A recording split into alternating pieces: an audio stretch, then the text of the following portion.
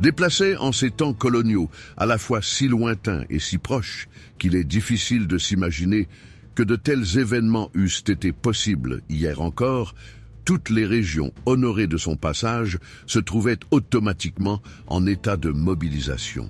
Au siège de chaque district, au niveau du moindre chef-lieu de territoire, et même dans les plus humbles postes de brousse, susceptibles de se voir traversés par l'auguste personnage, tout le monde vivait sur le pied de guerre. Il est vrai que le gouverneur ne se permettait que peu de fois une tournée dans ces coins perdus. Habituellement, ses seuls déplacements avaient pour point de chute la capitale où se forgeaient les réputations, où s'arrangeaient les promotions, où s'arrachaient les distinctions. Faut-il s'étonner alors si les déplacements du grand homme dans les territoires de sa juridiction fussent marqués de graves perturbations dans les habitudes de ses administrés, blancs et noirs?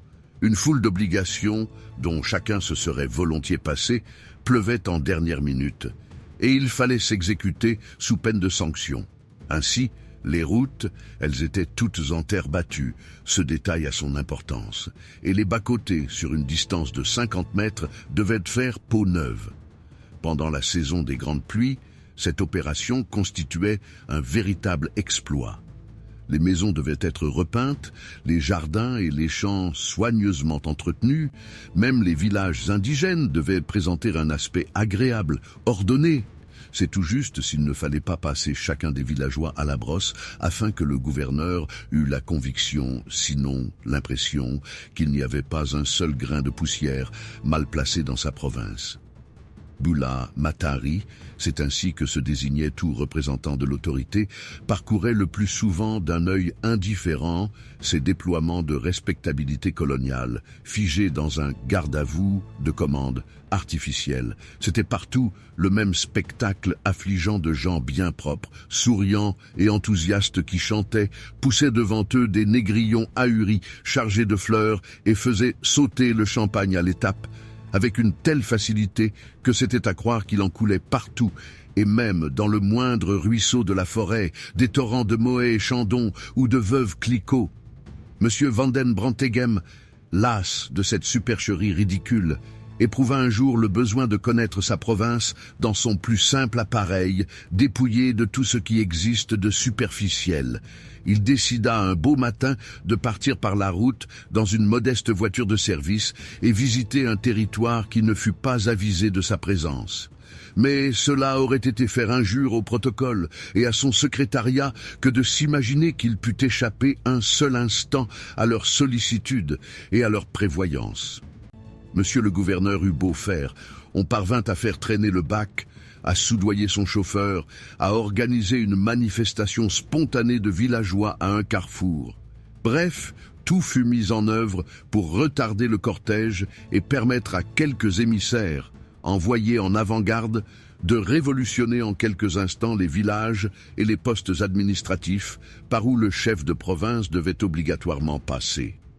Bien sûr, l'effet de surprise ne jouait plus, mais les préparatifs avaient été tellement sommaires et précipités qu'il subsistait toujours un petit rien de négligé, donnant finalement aux êtres et aux choses une apparence plus vivante, plus réelle. Monsieur le gouverneur prit ainsi goût à ces départs impromptus qui mirent à la torture les nerfs et la sagacité de son entourage. Rarement, on parvenait à prendre à défaut le flair, la perspicacité de l'escorte de M. Vanden Branteghem, dont les estafettes parvenaient toujours à précéder le patron d'une demi-longueur.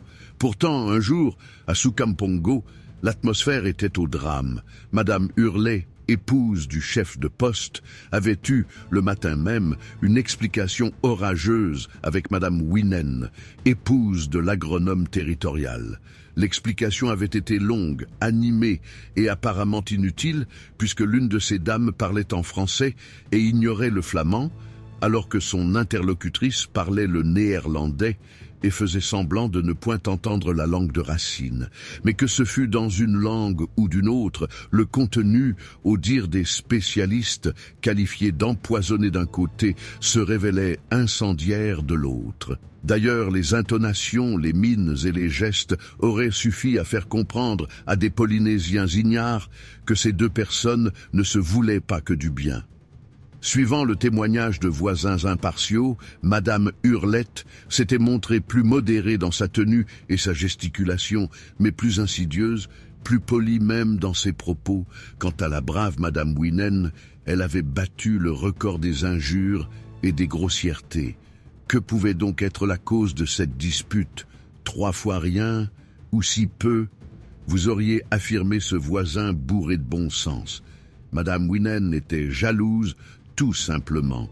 Jeune mariée, Monsieur Winen l'avait épousée pendant son dernier congé au pays, elle commença très vite à se rendre compte que son époux avait eu une vie sentimentale passablement très agitée avant de la rencontrer. Il est vraisemblable d'imaginer qu'une voisine charitable ait soufflé à la jeune femme que tous les hommes en Afrique soient des cochons, et que leur appétit pour la chair noire ou blanche, le climat aidant, prennent souvent des proportions boulimiques. Peut-être lui avait-on aussi suggéré que Madame Hurlet, leur voisine, ne devait pas ignorer grand-chose de la vie privée de Monsieur Winen, d'autant plus qu'elle devait avoir joué un bout de rôle dans ses guindailles de célibataire. Partant ainsi d'un soupçon, Madame Winen avait commencé à ouvrir les yeux, s'était mise à poser des questions, et lorsqu'elle eut acquis une quasi-certitude, elle avait été trouver sa rivale. En bonne fille de la campagne, sûre de son fait et de son bon droit, elle s'était plantée, les mains aux hanches, devant Madame Hurlet, et lui avait déclaré dans son français approximatif « Maintenant, tu devais Franz laisser tranquille ». Là-dessus, Madame Hurlette avait répliqué « Ma chère, j'ai d'autres soucis en tête que de courir derrière votre Franz ». C'est ainsi que l'affaire avait débuté. On en était là quand les maris respectifs de ces dames rentrèrent à la maison pour la pause de midi. Il y eut de part et d'autre des entretiens préliminaires qui démarrèrent à peu près de la même façon. J'ai eu la visite de la jeune dinde d'à côté. Je te laisse deviner les horreurs qu'elle est venue me raconter. Tu sais, Franzk, cette grande chèvre de Hurlette, ça n'est pas quelqu'un de bien à fréquenter. Dans chacun des ménages, il y eut des exclamations, des protestations, des mises au point. Puis, simultanément, messieurs Winen et Hurlette quittèrent leur villa pour se rendre chez le voisin, se rencontrèrent à hauteur de la haie et se mirent à échanger des paroles peu aimables. Le ton monta rapidement et on en arriva aux injures. Les épouses arrivèrent alors en renfort et cela prit une nouvelle ampleur.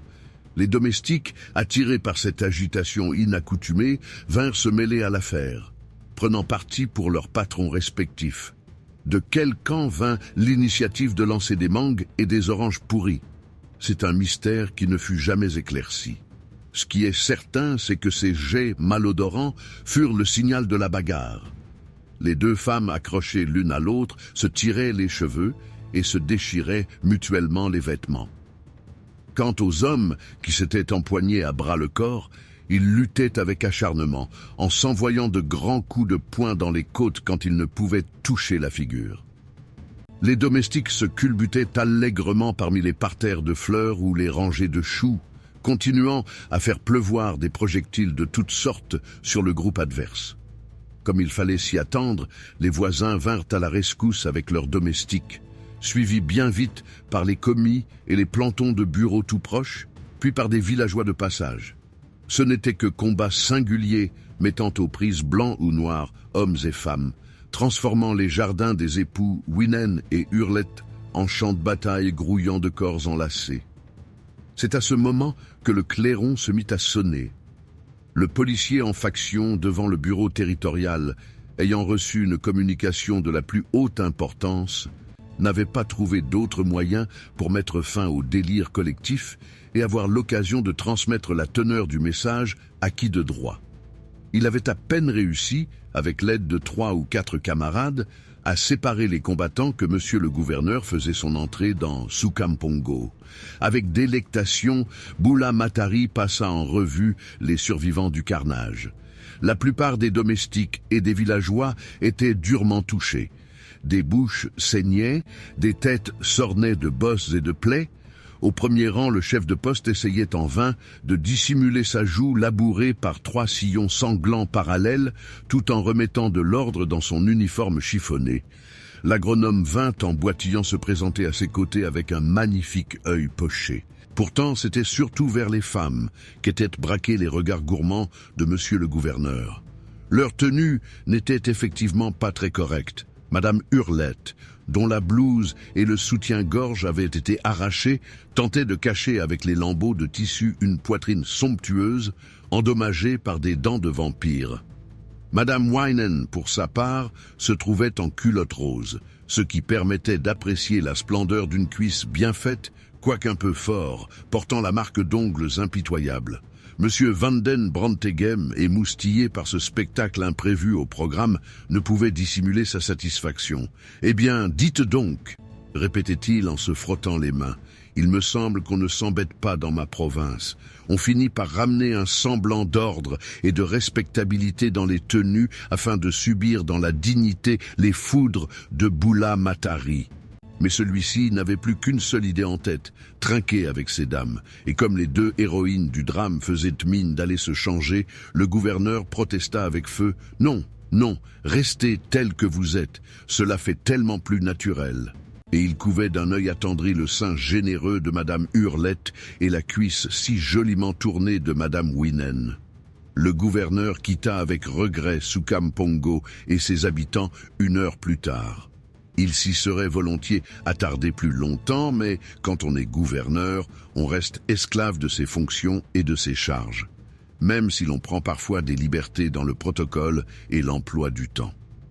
Et c'est avec une pensée nostalgique pour Soukampongo qu'il évoque encore parfois le temps où il pouvait se permettre d'aller surprendre à l'improviste ses administrés en plein travail, quand il n'était qu'un petit gouverneur de province comme tous les autres.